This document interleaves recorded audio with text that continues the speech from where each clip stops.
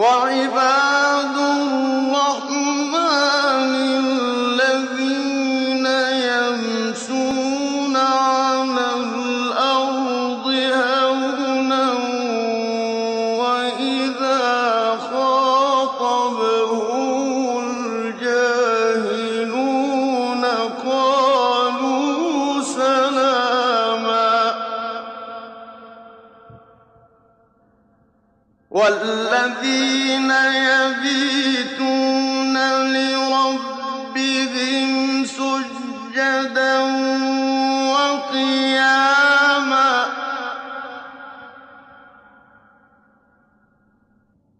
وَالَّذِينَ يَقُولُونَ رَبَّنَا اصْرِفْ عَنَّا عَذَابَ جَهَنَّمَ إِنَّ عَذَابَهَا كَانَ غَرَامًا إِنَّهَا سَاءَتْ مُسْتَقَرًّا وَمُقَامًا.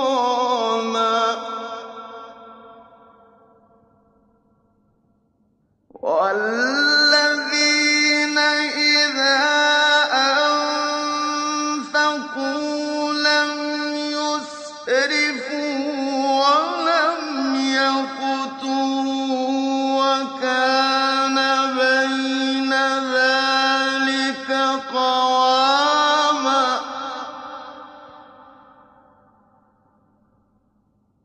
وَالَّذِينَ لَا يَدْعُونَ مَعَ اللَّهِ إِلَٰهًا آخَرَ وَلَا يَقْتُلُونَ النَّفْسَ الَّتِي حَرَّمَ اللَّهُ إِلَّا بِالْحَقِّ وَلَا يَزْنُونَ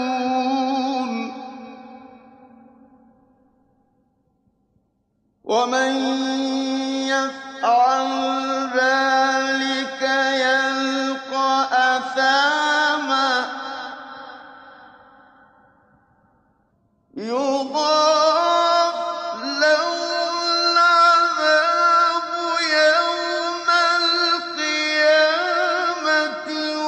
وَيَخْلُدْ فِيهِ مُهَانًا إِلَّا مَن تَابَ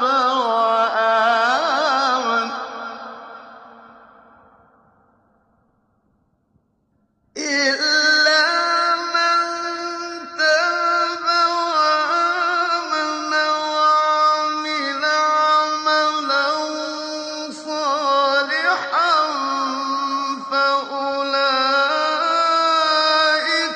يُبَدِّلُ اللَّهُ سَيِّئَاتِهِمْ حَسَنَاتٍ ۗ وَكَانَ اللَّهُ غَفُورًا رَّحِيمًا. وَمَن تَابَ وَعَمِلَ صَالِحًا فَإِنَّهُ يَتُوبُ إِلَى اللَّهِ مَتَابًا.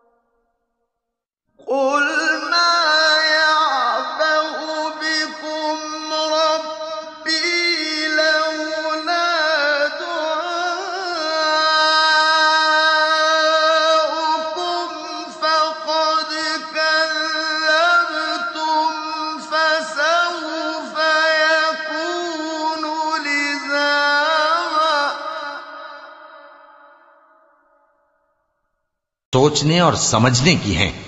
اور رحمان کے بندے تو وہ ہیں جو زمین پر آہستگی سے چلتے ہیں، اور جب جاہل لوگ ان سے جاہلانہ گفتگو کرتے ہیں تو سلام کہتے ہیں، اور وہ جو اپنے پروردگار کے آگے سجدے کر کے اور عز و ادب سے کھڑے رہ کر راتیں بسر کرتے ہیں، اور وہ جو دعا مانگتے رہتے ہیں کہ اے پروردگار دوزخ کے عذاب کو ہم سے دور رکھیو کہ اس کا عذاب چمٹنے والا ہے، بے شک دوزخ ٹھہرنے اور رہنے کی بہت بری جگہ ہے۔ اور وہ کہ جب خرچ کرتے ہیں تو نہ بیجا اڑاتے ہیں اور نہ تنگی کو کام میں لاتے ہیں، بلکہ اعتدال کے ساتھ، نہ ضرورت سے زیادہ نہ کم۔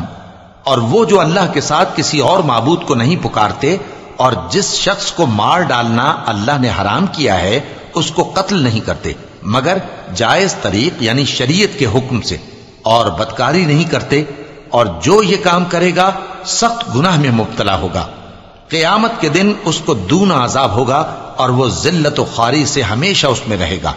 مگر جس نے توبہ کی اور ایمان لایا اور اچھے کام کیے تو ایسے لوگوں کے گناہوں کو اللہ نیکیوں سے بدل دے گا،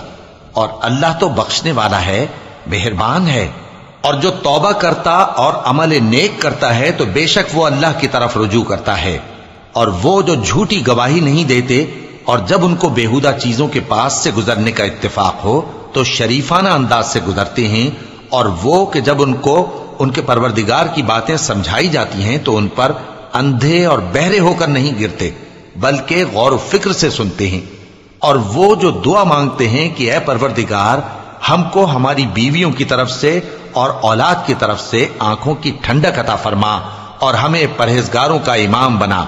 ان صفات کے لوگوں کو ان کے صبر کے بدلے اونچے اونچے محل دیے جائیں گے، اور وہاں فرشتے ان سے دعا و سلام کے ساتھ ملاقات کریں گے،